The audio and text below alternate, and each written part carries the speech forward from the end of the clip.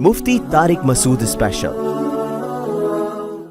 मस्जिद में मांगने वाले नौजवानों पर आपकी तरफ से मुआवनत आई है क्या? वो ख़वातीन जो मस्जिद में बाहर बैठी होती हैं उनको सदका खैरात देना। देखो, मस्जिद के अंदर अपनी ज़ात के लिए मांगना जायज़ नहीं है। मस्जिद के बाहर मांगना अगर कोई मुस्तहिक हो तो उसके लिए गुंजाइश है, मस्जिद के बाहर, चाहे खातून हो चाहे आदमी हो। लेकिन मस्जिद के अंदर अपनी ज़ात के लिए मांगना जायज़ नहीं है, क्योंकि नबी ने फरमाया अपनी गुमशुदा चीज़ का ऐलान भी मस्जिद में नहीं कर सकते आप, हालांकि वो तो आपकी अपनी है। तो बशर्ते कि मस्जिद के बाहर गुमी हो, अगर मस्जिद में ही गुमी हो तो फिर कर सकते हैं। तो मसला तो ये है कि जो मस्जिद से बाहर अगर मांग रहा है तो उसके लिए मांगना जायज़ है, बशर्ते कि वो मुस्तहिक हो। मुस्तहिक कौन होता है? जिसके पास 2 वक्त की रोटी है, उसके लिए मांगना जायज़ नहीं है। हाँ, बीमारी के इलाज के लिए मांग रहा है एक अलग बात है, अगर इलाज के पैसे नहीं है, ठीक है। लेकिन आजकल जो मांगने वाले लोग होते हैं वो प्रोफेशनल हैं। देखो, दुबई से, पूरी दुनिया से पाकिस्तानियों को डिपोर्ट किया जा रहा है क्योंकि मांगने जाते हैं, जहाज में जा रहे हैं बिजनेस क्लास में। तो आजकल के जो फकीर मार्केट में आ रहे हैं ना, मैं 2 लतीफ़े अक्सर सुनाता हूँ। एक फकीर गया, कहने लगा आंटी खाना दे दें। आंटी ने कहा कि अभी पका नहीं है। कह रहे मैं बाहर बैठा हूँ, जब पक जाए तो मिस कॉल दे दिएगा। समझ रहे? और एक फकीर गया एक इलाके में, बोले अल्लाह के नाम पे 10 रुपए दे दे। उसने कहा कल आना। कह रहे इस कल के चक्कर में लाखों रुपए फंसा हुआ है इस इलाके में मेरा। इन्होंने चौक बेचे हुए होते हैं, जो चौक होते हैं ना। हमारे एक दोस्त हैं फैसलाबादी, वो चौक को चौंक बोलते हैं, चौंक। मुफ्ती साहब आप अगले चौंक से टर्न मारेंगे ना, उस चौंक से आप बोलेंगे, वो बड़ा अच्छा लगता है मुझे। उनकी एड्रेस बता रहे होते हैं वो सब, आप उस चौंक से मुड़ेंगे फिर अगले चौंक से। चौंक क्या होता है? तो उनके मुंह से अच्छा लगता है, अगले चौंक से। खैर, तो चौक बिके हुए होते हैं इनके, चौरंगियां बिकी हुई होती हैं। तो इसलिए उसमें सोच समझ के दिया करें, जो वाकई मुस्तहिक लगे तो उसको दे दें। ज़्यादातर तो मुस्तहिक होते नहीं है। और मैंने बहुत तजर्बे किए हैं, बस ये सवाल हो गए काफ़ी ना, टाइम हो गया। मैंने बहुत तजर्बे किए हैं। शुरू में कोई आता था भीख मांगने के लिए, मैं उसे कहता था तुझे जॉब चाहिए ना, चल ऐसा कर हमारी मस्जिद में ये सफाई कर दे, रोज़ाना आके मैं तुझे इतने पैसे दूंगा, मार्केट से शार्ट। तो क्यों लोगों को अपाहज बना रहे हो? कोई काम लो इनसे, भाई ये सफाई कर दो, गली की सफाई कर दो, इतने पे फ्री फोकट में लोगों को हमने सुस्त और काहिल थोड़ी बनाने। भीख की आदत एक दफ़ा लग जाए ना, मेरे शेख हजरत मुफ्ती रशीद अहमद साहब हमें वसीयत करते थे बार बार, देखो अगर ये हाथ जिंदगी में एक दफा ऐसे हो गया, बस ये पहली गलती आखिरी गलती होगी। और ख़ास तौर पे उलमा को कहते थे, उलमा को, क्योंकि उलमा के माली हालात बेचारों के अक्सर कमज़ोर होते हैं। तो उस वक्त हम भी ऐसे ही चल लेते हैं, हैंड टू माउथ। लेकिन वो फरमाते थे अगर ये हाथ एक दफ़ा ऐसे हो गया, भूख से मर जाओ, खुदकुशी का इंशाअल्लाह गुनाह नहीं मिलेगा। वो कहते थे हाथ यूं नहीं करना, किसी को अपनी हाजत ना बताना कि मेरे घर में ये चल रहा है, मेरे घर में ये चल रहा है। तो मैं तो नेक आदमी नहीं हूं, मुझे पता है मैं कितने पानी में हूं, लेकिन अल्लाह ने मुझे इस चीज से बचा के रखा। एक मेरे वालिद बहुत खुददार आदमी थे, बाप का भी असर होता है ना। मैंने अपने वालिद साहब को देखा, कुछ भी हो जाए, मेरे वालिद साहब ने कभी किसी से पैसे नहीं मांगे, कैसे भी हालात आए। कर्जा भी नहीं लिया कभी किसी से, कर्जा कमेटी भी नहीं डाली। कहते कमेटी भी ये लालच ही है, पैसे दो फिर उधार ही है ना, ये भी एक तरह का। कहते जो जेब में है उसमें चलाओ बस। तो मैंने अपने अब्बा से सीखी ये चीज, और फिर अल्लाह ने हमें पीर और मुर्शिद ऐसे दे दिए, उन्होंने आके, वो कहते ना आग पे पेट्रोल छिड़क देना। तो हजरत ने बताया ऐसे कर लिया ना एक दफा, खास तौर पे उलमा को कहते थे जितने मर्जी, मेरे साथ भी दुनिया में ऐसे कोई बुरे हालात आए नहीं, लेकिन यही है कि जो है ना, कोई ज़रूरत पड़ गई, ससुराल कह रहा है पैसे ले लो, नहीं भाई ससुराल से पैसे ले लिए तो तीसरी शादी कैसे करूंगा मैं तो ये भी सोचता था, मैं करूंगा तो बोलेंगे अबे हमारे पैसों से तो पल रहा था, अभी तू तीसरी भी कर रहा है। तो मेरे जहन में ये भी था। मैंने आपको अपना वाकया भी सुनाया था ना, मेरी ये जगह बात तय हो गई थी 2010 में। तो यंग था मैं, बिल्कुल ऐसा कड़ियल जवान, जज्बात, टेस्टोस्टेरोन कहाँ पहुंचा हुआ था मेरा, उबल रहा था। उस वक्त आदमी की اب تو اس عمر میں جو ہماری عمر چل رہی ہے اس میں باتیں ابھی بھی ہیں، اللہ کا شکر ہے، لیکن کب تک چھپو گے پیڑوں کی آڑ میں؟ کبھی تو ملو گے لنڈا بازار میں۔ تو وہ کیا جذبات تھے میرے، ایسے جگہ رشتہ طے ہو گیا، اتنا زبردست رشتہ، کیا بتاؤں میں، زیادہ تعریفیں نہیں کروں گا میں۔ تو میری رات کی خوشی سے نیند اڑ گئی تھی، لیکن مہر کتنا تھا؟ اتنا مہر تھا کہ میں ادھار لے کے دے سکتا تھا، سمجھ رہے؟ لیکن مجھے پتا تھا کہ میں ادھار واپس میرے لیے کرنا اس آمدن میں، یا تو ہوتا ہے نا آدمی کسی دوست سے پیسے پکڑ لے اگلی تنخواہ پہ دے دوں گا، وہ تو ادھار نہیں کہلاتا، چلو وہ تو سب جگہ چل رہا ہوتا ہے دوستی یاری میں۔ لیکن مجھے پتا تھا یار میں نے اگر یہ ادھار لے لیا تو اس کو اتارنا میرے لیے بہت مشکل ہو جائے گا، تو میں نے وہ رشتہ صرف، حالانکہ مجھے ادھار دینے والے 20 لوگ مل جاتے ہیں کہ یار ہم سے لے لو، آپ ہم سے لے لو، آپ ہم سے لے لو۔ میں نے کہا، ہمارے حضرت نے کہا تھا مر جانا ہاتھ اور پھر تیسری شادی کے لیے ادھار۔ لوگ بولے گا، لوگ کیونکہ مائیں مر رہی ہوتی ہیں ان کے لیے تو سالے کر کیا رہا ہے؟ اچھا بھلا رات کو جو خوشی سے میں سو نہیں سکا، دل کے ارماں آنسو، یہ شعر جبھی تو یاد ہوا ہے مجھے، دل کے ارماں آنسوؤں میں بہہ گئے، ان کے بچے ہم کو ماموں کہہ گئے۔ میں نہیں جاتا اس علاقے میں، نہیں جاتا، مجھے پتا اس کے بچے مجھے ماموں کہیں گے، تو نہیں لیا میں نے۔ تو وہ جو میرے ہوتے ہوتے رہ جانے والے سسر تھے وہ کہہ رہے تھے آپ تو مولانا صاحب ہو، آپ کو تو 20 لوگ پیسے دے دیں گے۔ میں نے جو اپنی جیب میں جو کچھ ہے ہم نے اسی پہ نظر رکھنی ہے، نہ کاروبار کے لیے اس طرح ہم ادھار لیتے ہیں کسی سے، نہ شادی کے لیے ادھار لیتے ہیں، نہ بچے کی ولادت پہ ادھار لیتے ہیں۔ پھر اللہ تعالیٰ نے الحمدللہ، اب تو مجھے ویسے بھی اب تو لوگ مجھ سے ادھار مانگنے آ رہے ہوتے ہیں، میں چماٹ مارتا ہوں، میں نے کسی کو نہیں دیا، میں تجھے کیوں دوں گا؟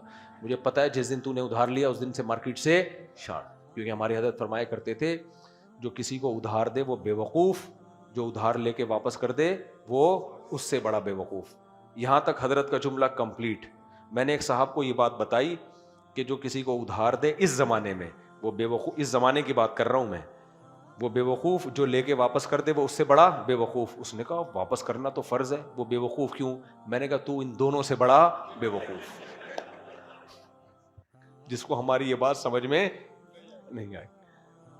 تو یہ ہاتھ ایک دفعہ یوں ہو گیا تو بس اللہ سے یہی دعا مانگتا ہوں، اے اللہ تو نے کھلایا پلایا، ہاتھ ایسے نہیں ہونے دیا، تو بس ایسے نہیں ہونے دیا۔ اس کا بڑا مزہ ہے سر اٹھا کے جینے کا۔ تو اس لیے بھائی کوشش یہی کرو یار۔ باقی کھلانے میں آدمی یہ ہے نا، کھلانے میں تو جو مستحق نہیں بھی ہو بغیر مانگے کھلاؤ اس کو، کیا خیال ہے؟ مستحق نہیں بھی ہو تو کھلاؤ، ہدیہ دو، اس میں کیا ہے؟ مستحق نہیں بھی ہو نا اس کو بھی کھلاؤ۔ کیا ہو گیا؟ کیا ہو گیا؟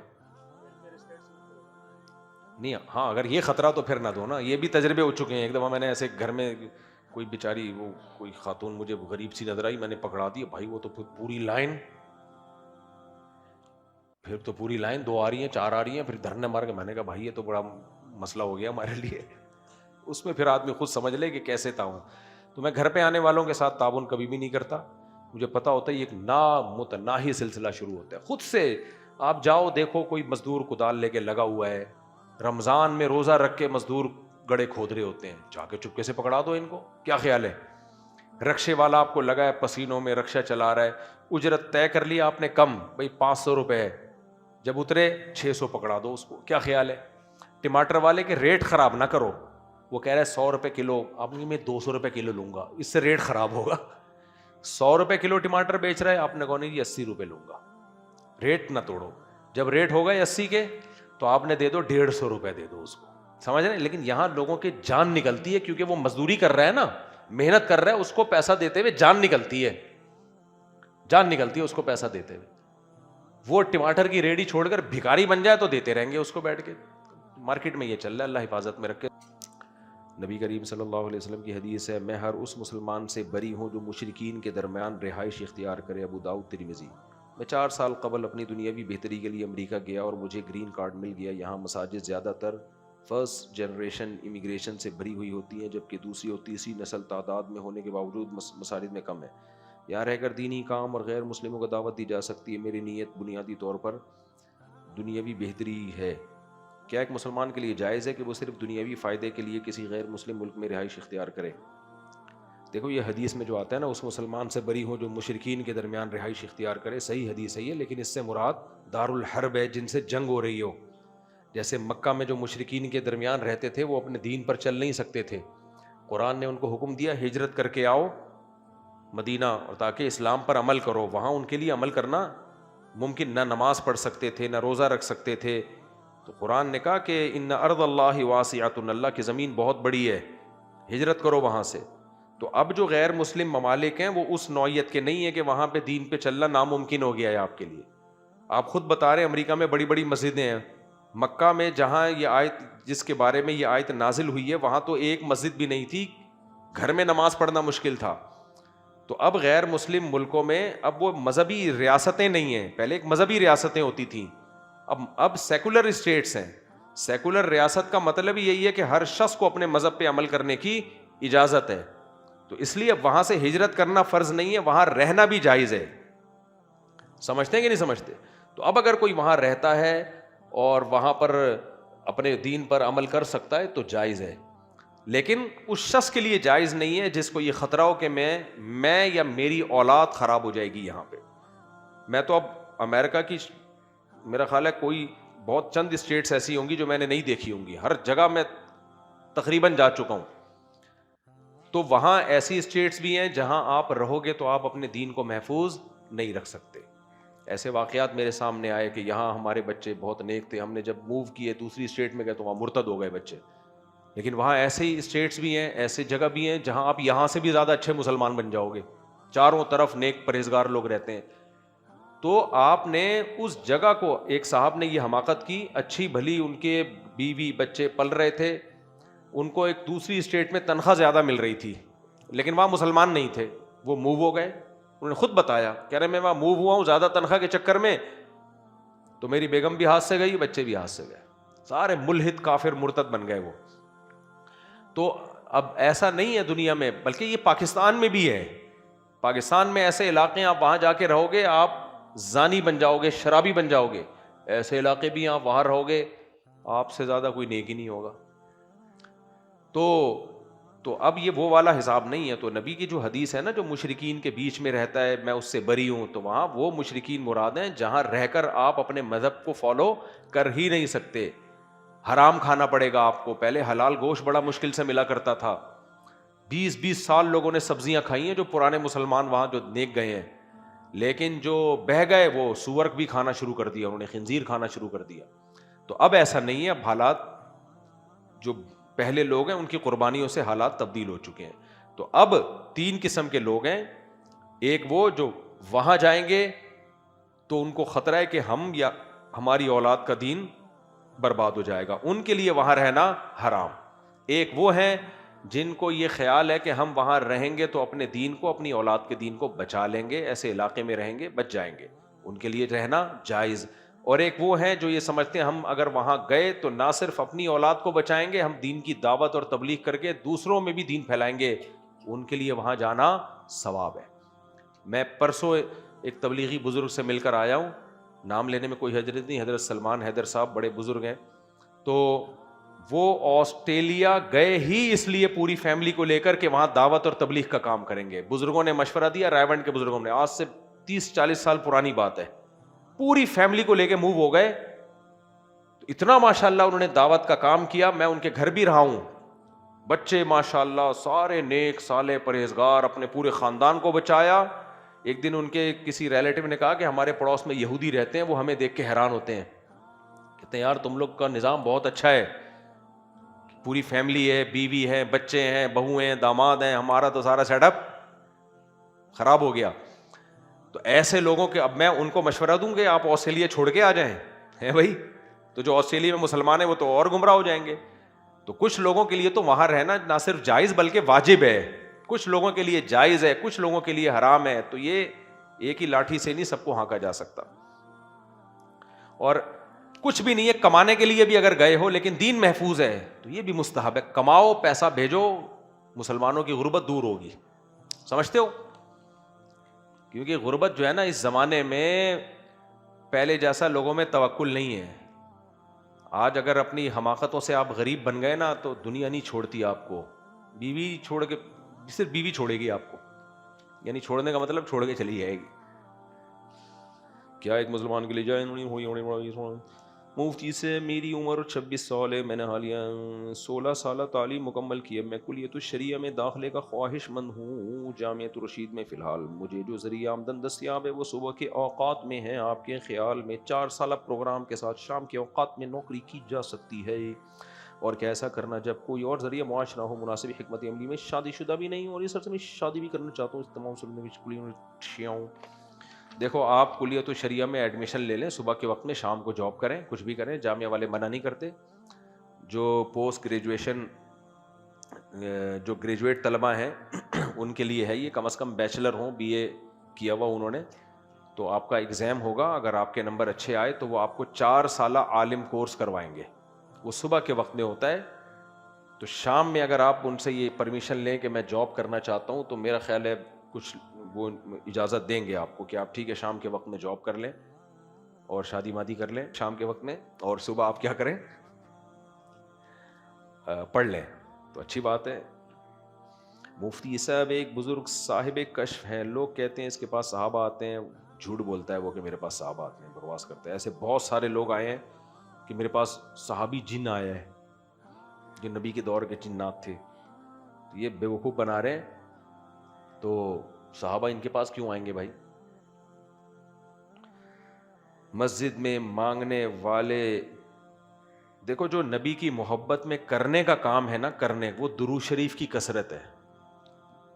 میں نے اپنے بڑوں کو، بزرگوں کو دیکھا ہے جب مسجد نبوی جاتے ہیں نا، عصر سے مغرب صرف درود پڑھتے ہیں وہ.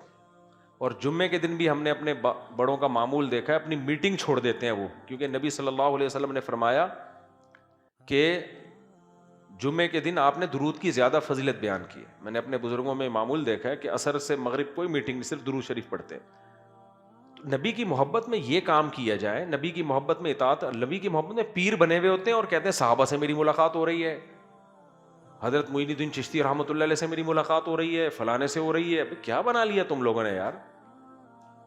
لیکن آپ ان لوگوں کو دیکھو کہ ذکر اذکار سے یہ دور ہوں گے، جماعت سے نماز تک نہیں پڑھ رہے ہوتے یہ لوگ.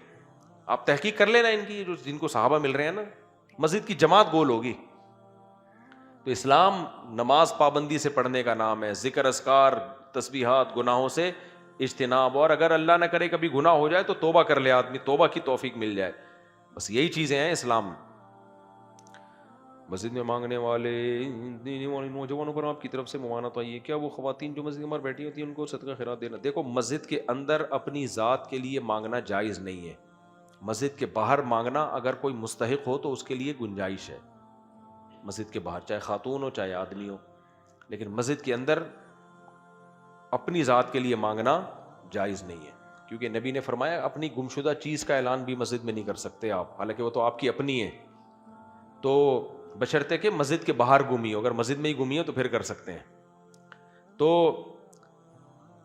مسئلہ تو یہ ہے کہ جو مسجد سے باہر اگر مانگ رہا ہے تو اس کے لیے مانگنا جائز ہے، بشرطے کہ وہ مستحق ہو. مستحق کون ہوتا ہے؟ جس کے پاس 2 وقت کی روٹی ہے، اس کے لیے مانگنا جائز نہیں ہے.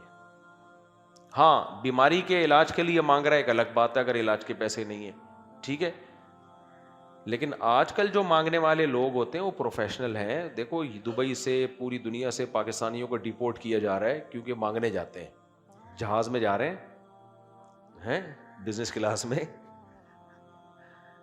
تو آج کل کے جو فقیر مارکیٹ میں آ رہے ہیں نا، میں 2 لطیفے اکثر سناتا ہوں. ایک فقیر گیا، کہنے لگا آنٹی کھانا دے دیں. آنٹی نے کہا کہ ابھی پکا نہیں ہے. کہہ رہے میں باہر بیٹھا ہوں، جب پک جائے تو مس کال دے دیجیے گا. سمجھ رہے؟ اور ایک فقیر گیا ایک علاقے میں، بولے اللہ کے نام پہ 10 روپے دے دے. اس نے کہا کل آنا. کہہ رہے اس کل کے چکر میں لاکھوں روپے پھنسا ہوا ہے اس علاقے میں میرا. انہوں نے چوک بیچے ہوئے ہوتے ہیں، جو چوک ہوتے ہیں نا. ہمارے ایک دوست ہیں فیصل آبادی، وہ چوک کو چونک بولتے ہیں، چونک. مفتی صاحب آپ اگلی چونک سے ٹرن ماریں گے نا، اس چونک سے آپ مڑیں گے، بڑا اچھا لگتا ہے مجھے. ان کی ایڈریس بتا رہے ہوتے ہیں وہ صاحب، آپ اس چونک سے مڑیں گے پھر اگلی چونک سے. چونک کیا ہوتا ہے؟ ان کے منہ سے اچھا لگتا ہے، اگلی چونک سے. خیر، تو چوک بکے ہوئے ہوتے ہیں ان کے، چورنگیاں بکی ہوئی ہوتی ہیں. تو اس لیے اس میں سوچ سمجھ کے دیا کریں، جو واقعی مستحق لگے تو اس کو دے دیں، زیادہ تر تو مستحق ہوتے نہیں ہیں.